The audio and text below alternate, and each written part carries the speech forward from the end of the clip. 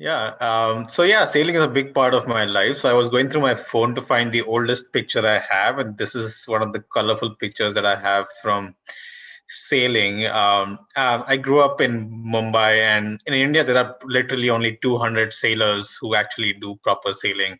So it's very. I was very fortunate to be one of them, especially coming from a poor family.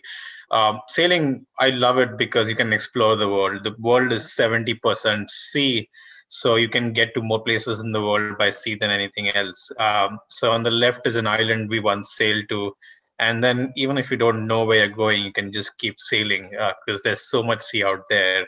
While sailing, I've seen some really amazing creatures. Like these are dolphins, but I've seen different kind of dolphins, like gray, white dolphins, and completely black dolphins, porpoises, whales, pilot whales. Uh, I can't even remember what the names. I've made some really great friends over the years who have become amazing. And these are all three sailing pictures where either going to a sailing event or while sailing.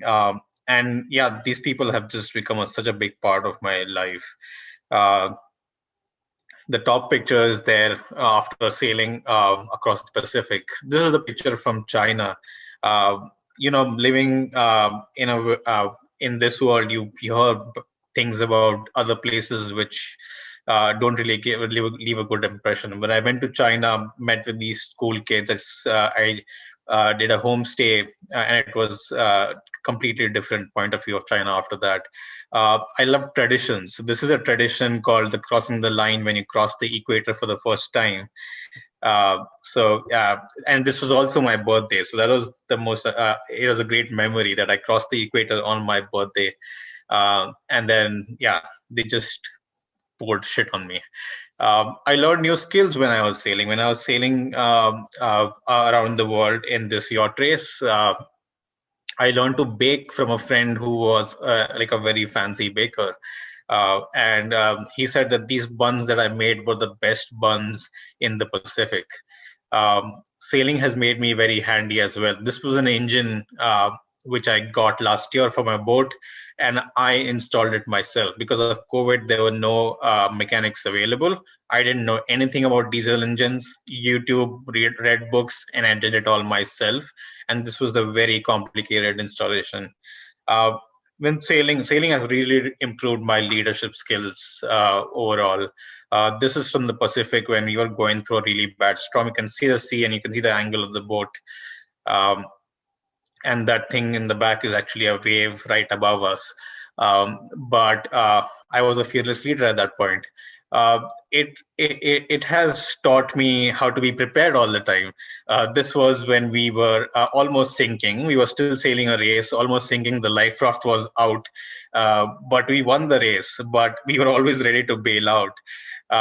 It's really taught me so many things. It's given me courage to do things I wouldn't have done before. This is me on top of a 94-foot mast. I've done this a few times, and it's scary.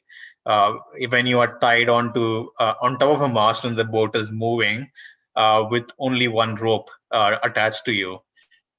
And it's taught me winning. I've won so many championships, so many races, and so many awards. Winning is a habit. Winning is something that you have to get a taste of, and then you keep doing it. And that's where the hard work and everything comes in from. It's when you win once and you keep winning, and you keep winning in everything in life. My next big challenge is the Golden Globe race in 2022, which is a solo round the world non-stop race, which starts in France, ends in France, and it's without technology. Nowadays, people sail around the world in 70 days and 80 days with all the fancy foils flying over the water. Uh, but I'm not doing that. This was my 2013 race, which I did two legs of. I sailed from Australia to Singapore to China, and then China to San Francisco. This was one of the first big experiences of sailing across oceans for me, and this really made me confident to take on the next challenge. And through this, I've met some amazing people. So this is Judith and Todd. I bought the boat from them, and they gave me the boat for half the price at zero interest. I'm paying them back in installments because they knew I needed a lot of money for the race. And they had met me only once in life, and they did it for me. And this is my boat. She's called Good Hope. She's built in 1980. And the fun part is she's the 42nd of her kind, and next year when I do the race, she'll be 42 years old.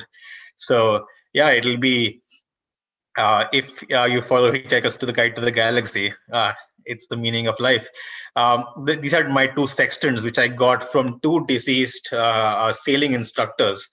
And their families donated them to me for doing this race, because this race you don't navigate by GPS but navigate by sextant the old way.